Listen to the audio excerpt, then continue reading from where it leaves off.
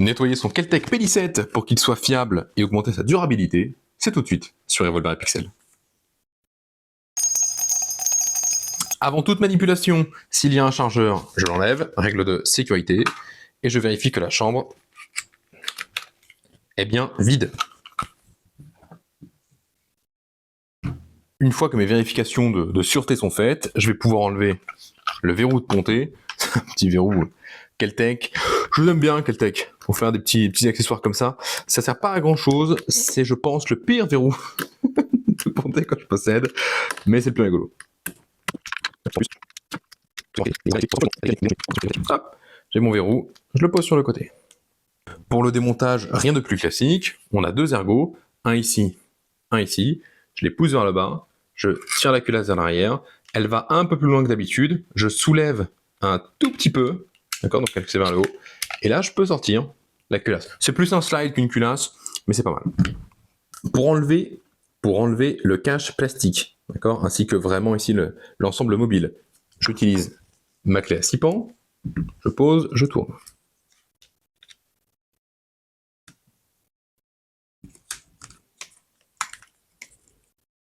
Donc,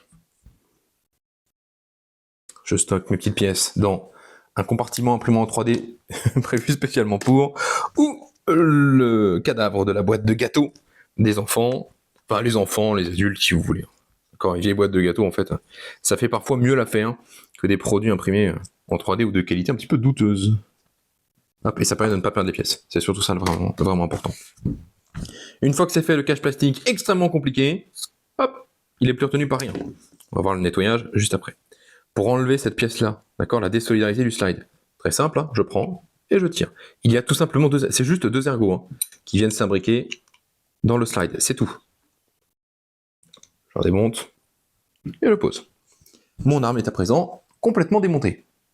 Pour le nettoyage, rien de compliqué, mais il va falloir être méthodique. On a besoin de nettoyer la chambre, l'entrée de la chambre, les petites pièces ici, le canon, le slide, l'ensemble mobile, extracteur, éjecteur inclus, ok, et cette petite pièce en plastique, petit bonus, petite gourmandise. Pour nettoyer la chambre, l'entrée de la chambre, les instruments miracles, l'armistole et la brosse à dents. Ok, extrêmement classique, nos meilleurs amis. Pour ça, très compliqué, hein. Je vais appliquer cette passe-là. Je prends de l'armistole, j'arrose, j'en mets un peu partout, avec plus ou moins de parcimonie, une brosse à dents, et je frotte. Remarquez que cette fois-ci, j'ai pris une brosse à dents neuve, non, mais qui n'avait pas encore fait de nettoyage, pour que vous puissiez voir la couleur. Là, j'ai dû tirer peut-être une cinquantaine de coups avant le nettoyage.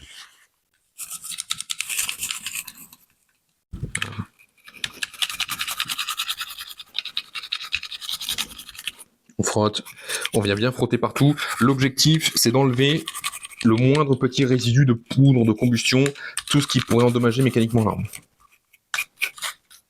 Voilà. Il n'est pas trop mal. Pour le canon, il existe des kits de nettoyage en 22. C'est fantastique, c'est beau la vie. C'est ce qu'on va utiliser aujourd'hui. Je passe, alors pareil, c'est une méthode, vous êtes libre de faire différemment. Je vous dis ce que je fais moi. Je passe une brosse un tout petit peu costaude pour enlever vraiment les copeaux. Pro tips, vous pouvez mettre une bouteille au bout si vous voulez récupérer les petits déchets. J'ai envoyé ça dans le panier, mais libre. Je fais un aller-retour amplement suffisant pour une arme qui a relativement peu tiré quand même. Brosse métal et ensuite brosse coton.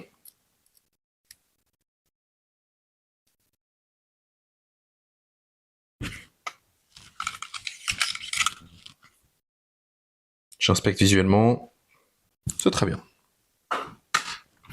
Mon canon, mon entrée de chambre, l'espace de combustion sont nettoyés. Le slide, extrêmement simple, c'est une pièce, c'est un monobloc de métal. Hein. D'accord. Pareil, même traitement, un peu d'armistole, c'est que ça reste de pas en mettre trop partout.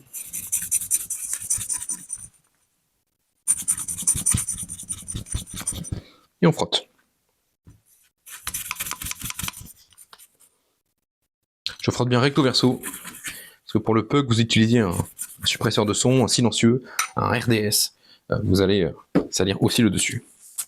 Bien, le cache, on peut lui donner un coup extrêmement brièvement.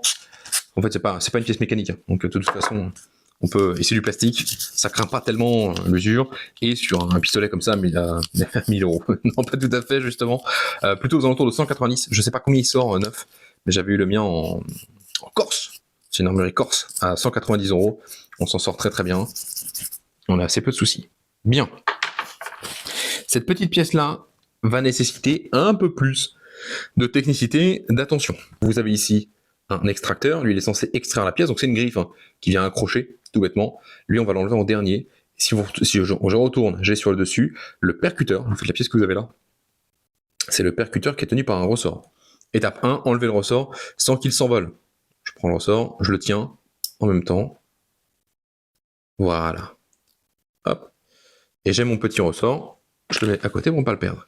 Vous avez ici en dessous un percuteur.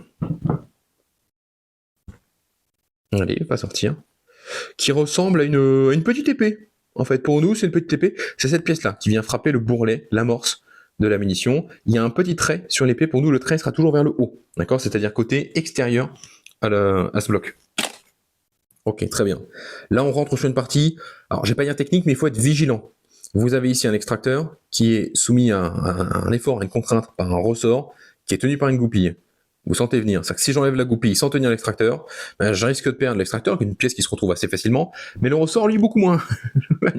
Une photo, je vais l'enlever en fait à la main à la caméra. Donc, j'ai pas besoin d'outils. Je le prends. Vous pouvez prendre un tournevis si vous voulez, d'accord, pour soulever tout doux. Mais ça marche très bien à la main. Il n'y a pas de souci. Je retire la goupille, pareil, mais quelque part, et je vais doucement, gentiment relâcher la pression sur l'extracteur. Donc je sais que c'est pas très visible, du coup, à la caméra, mais ça peut ne pas le perdre. Je retire l'extracteur, qui est finalement une pièce de taille tout à fait honorable.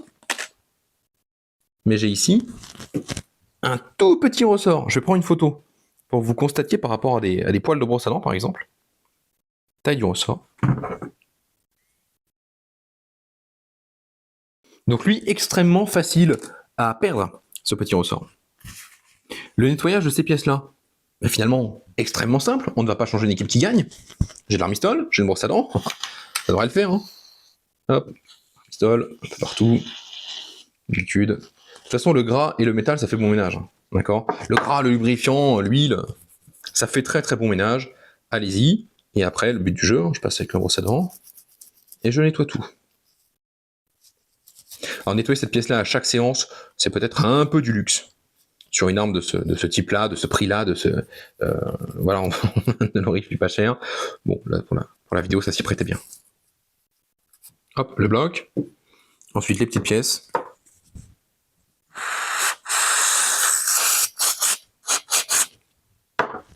Hop, et vous allez doucement.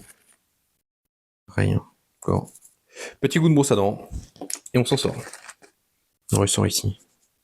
Alors, il y a plusieurs méthodes pour nettoyer les ressorts. Moi, je les coince dans les poils de brosse à dents, puis je les ressors. Il y a d'autres méthodes. Je vous laisserai libre de regarder ces autres méthodes-là. Je ne suis pas à l'aise, moi, à l'idée de déformer, reformer un ressort pour un nettoyage. Je voilà. Je vous recommande pas de le faire, mais sachez que c'est des choses qui existent. Je vous laisse regarder sur Internet pour ça. Mon percuteur est monté. Le petit ressort, je l'ai laissé à côté parce que lui, il est piège. Mais mon arme est à présent parfaitement nettoyée. On va pouvoir passer au remontage. Remontage assez facile. Il va s'agir des mêmes opérations, mais dans l'ordre inverse. Donc, je reprends ma pièce. J'ai ici, en fait, l'emplacement où vient se loger mon extracteur, ma griffe. Très bien. Je vais prendre le ressort. Ça, pareil, c'est un tout petit peu technique, mais c'est vraiment le seul passage technique. On peut considérer que cette arme-là est quand même facile à remonter. Je prends une photo pour donner la configuration. En fait, je viens mordre le ressort, hop, dans l'extracteur, et je vais venir tout simplement le poser sur le rail, voilà, et le mettre en pression. Voilà. Et gentiment. Faites-le en regardant la pièce du dessus.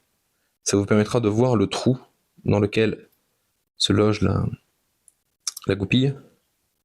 Et vous verrez immédiatement si vous avez fait une erreur de placement sur le ressort. Parce que le risque, quel est-il, c'est que le ressort se coince là où vient la goupille. Alors c'est pas que c'est dangereux, hein. C'est que si ça vous arrive, et que vous forcez sur la goupille, vous abîmez ce ressort-là.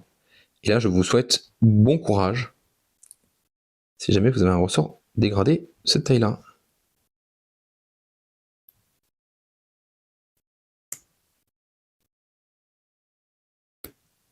Et voilà.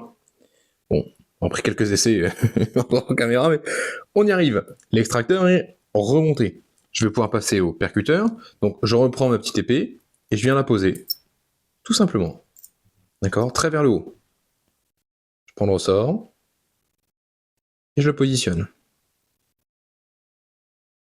Voilà. Ah, il a mordu un petit peu. Bien. Mon ensemble mobile, entre guillemets, est remonté. Je vais pouvoir prendre le rail, l'ensemble mobile. J'ai simplement à les remettre l'un sur l'autre. Il ne faut pas vous tromper. Hein. D'accord, les deux pins, les deux goupilles sont des trompeuses. Ok. Je remets le cache.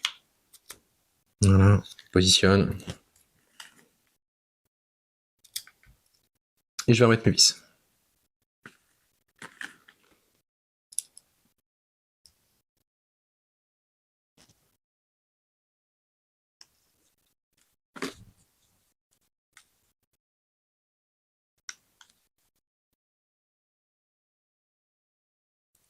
Voilà.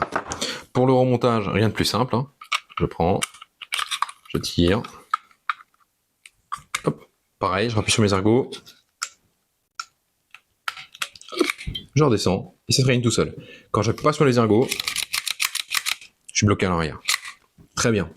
Je me retrouve maintenant avec une arme sous tension. À partir du moment où je l'ai remis, j'ai mon système qui est en tension. Deux options, soit de vous percuter à vide, ce qui n'est pas recommandé sur une arme en 22 long rifle. J'ai fait un petit short, une petite vidéo pour vous expliquer pourquoi. Soit vous mettez une cartouche de manipulation et ensuite vous percutez. Je ne sais pas trop ce que permet YouTube sur ces contenus-là, donc je vais faire ça hors caméra. Mais j'ai maintenant mon arme qui est parfaitement propre, parfaitement nettoyée, un petit coup de chiffon pour enlever le gras qui dépasse et qui pourra retourner au stockage. J'espère que ça vous aura plu, amusez-vous bien, restez en sécurité et surtout que le pixel soit avec vous. Je rajouterai ça quelque part au montage sur des choses que j'ai pas dites, mais il y a des débats sur les internets sur est-ce qu'on doit mettre de la Loctite sur ces vis-là, sur en fait toutes les vis du Kel-Tec P17, il est assez mal ajusté. Du coup, à force de tirer, vous allez avoir en fait toute votre visserie qui se dévisse, toute la boulonnerie qui se déboulonne avec les vibrations. À mon avis, mais c'est un avis de tireur du dimanche au stand de tir sportif avec mes préoccupations de tir sportif, je préfère remettre un coup de clé en fait de temps en temps plutôt que de mettre de la Loctite, parce que vu la qualité des visseries, je m'y risquerais pas. Mettre un coup de Loctite, parce que c'est des vis dans du plastique parfois. Enfin bon, si vous le faites, sachez que ça pourrait être définitif sur votre montage. Des fois on le veut, par exemple pour tout ce qui est organe de visée. Sur ces termes-là, ça se dévisse extrêmement facilement, mais c'est pas toujours souhaitable. Voilà. C'est bon, je vous laisse.